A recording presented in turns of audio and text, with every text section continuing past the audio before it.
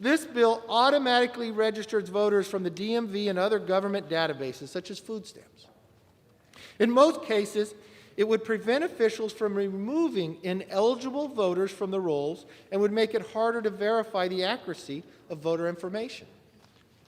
Currently, an estimated 24 million voter records across the country appear to be inaccurate or invalid. And as we saw during the pandemic, this created chaos and confusion.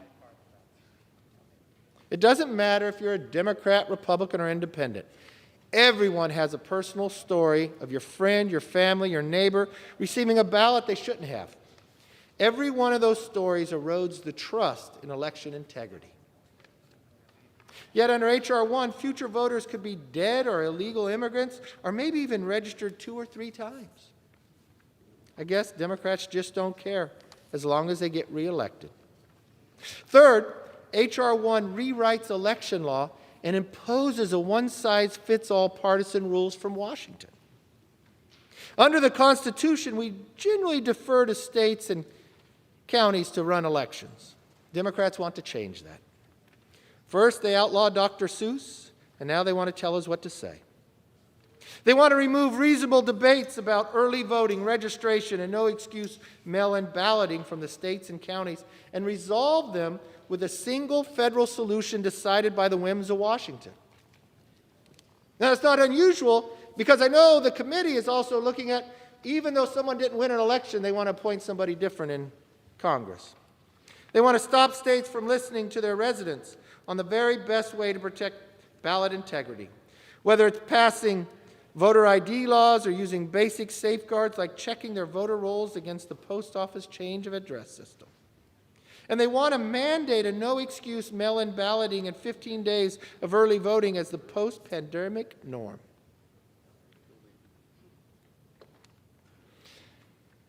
Madam Speaker, in the last election, I would get at least twice a week, somebody would send me a picture of the ballots that were mailed to their home, of people who have died, of people who haven't lived there in 8 years.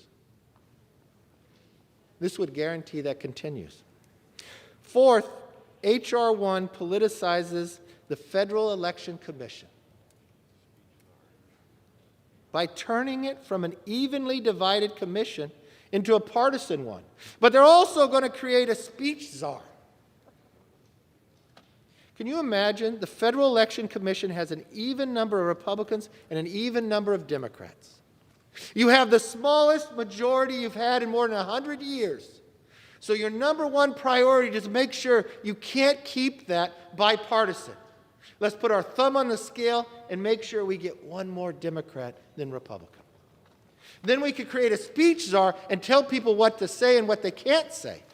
So they can't tell us in a bill we just passed that there's $140 million for a subway just outside the Speaker's office. That'd be wrong. But we also could get $200, but get $1,200 from the taxpayer. Who wouldn't want this bill? Every single Democrat does. Then H.R. 1 weaponizes the IRS. Can you imagine that? Allowing them to consider an organization's political views before granting tax exemptions. So now they're going to pick and choose. You first have to go forward. You know, I thought this was unbelievable until I read this document. If you live in China and you want to fly on an airline, you can walk up to the desk, you can have your money. That doesn't determine whether you get a ticket. You know what determines whether you get a ticket? Your score. What have you said?